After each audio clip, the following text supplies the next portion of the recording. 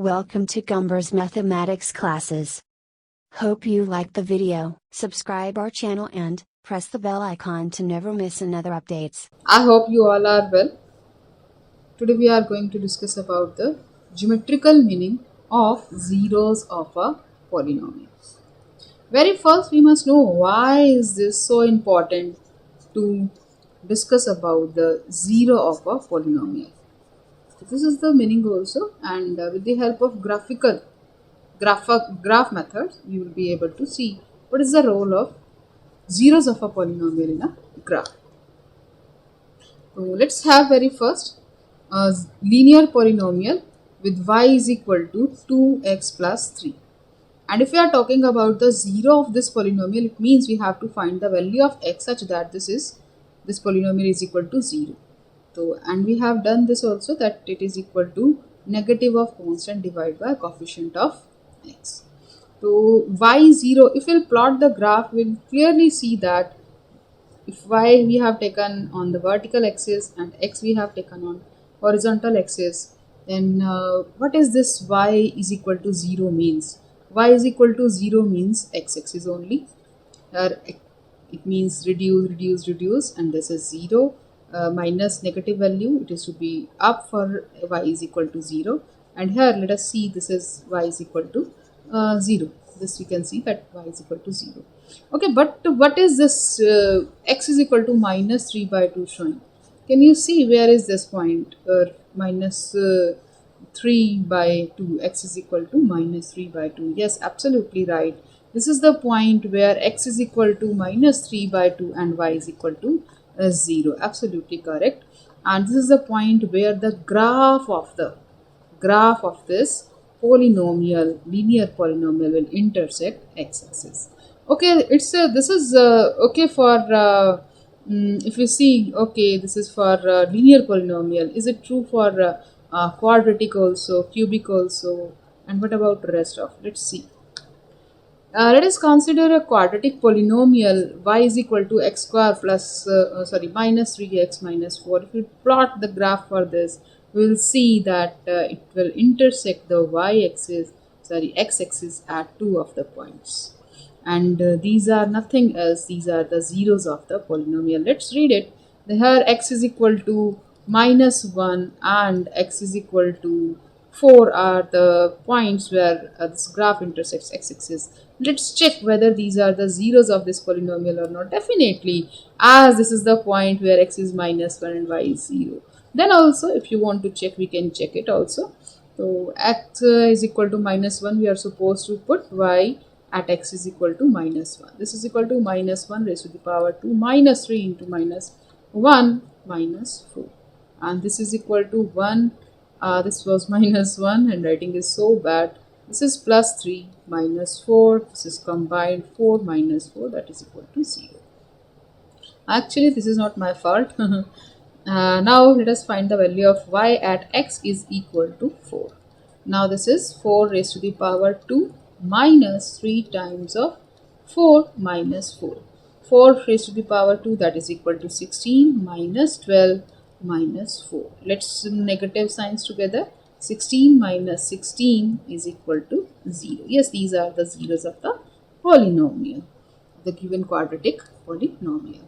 And every time you can observe that the graph of a quadratic polynomial is a parabola. This U-type structure is called parabola. And one more interesting thing is, if we compare it with the ax square plus bx plus c, the standard equation of a quadratic polynomial where a is not equal to 0, then this depends upon the value of a. If it is positive, the parabola is upward, and if the value of a is negative, then the shape of this parabola is downwards. And one more point is this, that where this graph intersects the y-axis, this is none of the other point than the value of the c variable. How? Because from graph we can see that this is on y-axis, means x is equal to 0. And if we'll put x is equal to 0 in the given polynomial, then y is equal to this. To wherever x is there, just make those terms 0 and only constant term is left. Therefore, this is nothing else other than the c in the standard form of quadratic polynomial. This is none other than this c. This is the c. Now let's see a few of the graphs. Quadratic polynomial. Quadratic polynomial. This has this is a parabola. We can say that the value of x, value of a, coefficient of a square is less than 0. Why? Because it is downwards. And in this case, we can see that the value of a is greater than 0. And here the value of c, if we are going to observe, c is negative.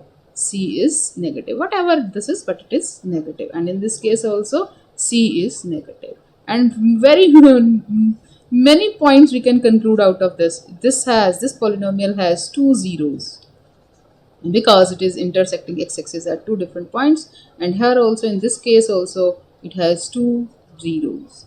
Quadratic polynomial, and this, whenever it is of this kind, so we can see that this is equal to of the type x square minus c square type something.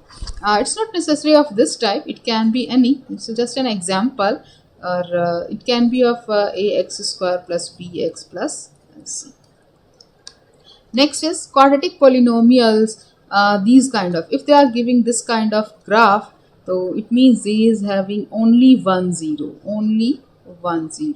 and in this case, if we are looking for the value of a, in this case the value of a is negative, in this case the value of a is positive.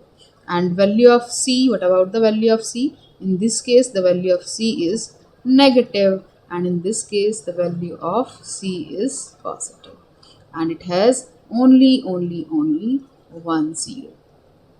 Actually, it has two zeros because it's a quadratic equation. It can have, and if you can see that this is x minus c, and here also x minus c.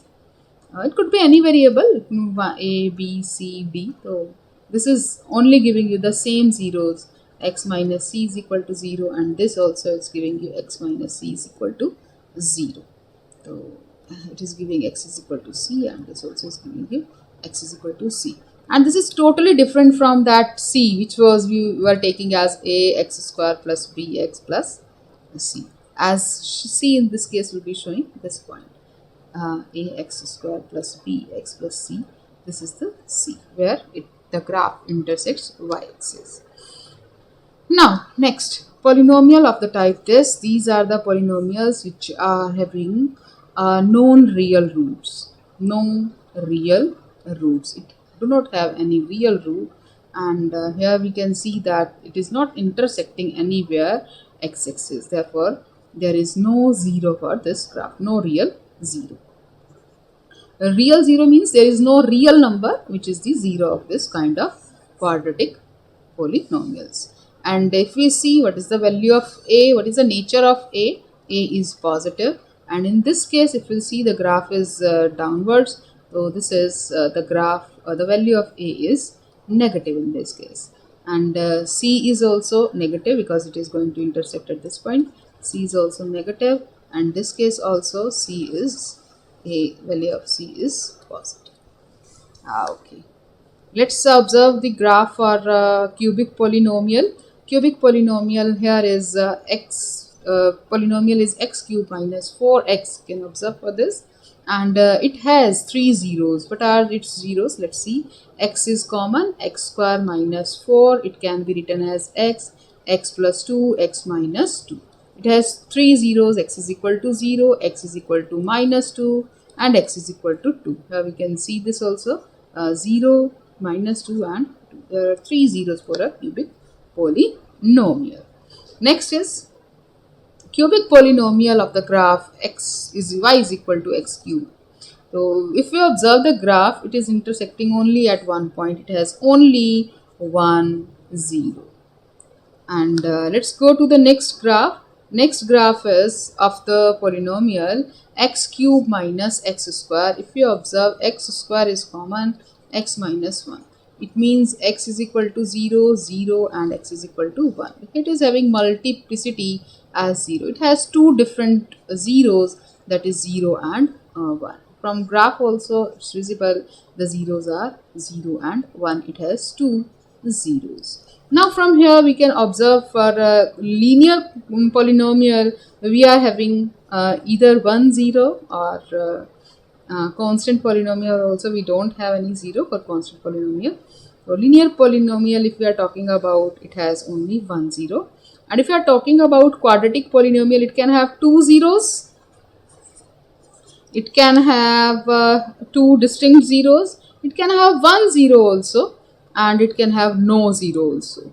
Quadratic polynomial with degree 2 can have two zeros, 1 zeros, or cannot have any zeros. Cubic polynomial, 3 zeros, 1 0 and two different zeros. From here we can just conclude one thing, that in general, given a polynomial px of degree n, the graph of y is equal to px intersects the x-axis at most n points. Whatever is the degree, at most it intersects at that many points. Therefore, the polynomial px of degree n has at most n zeros. It can have less than n, but it can have at most n zeros. This statement is also known by the name fundamental theorem of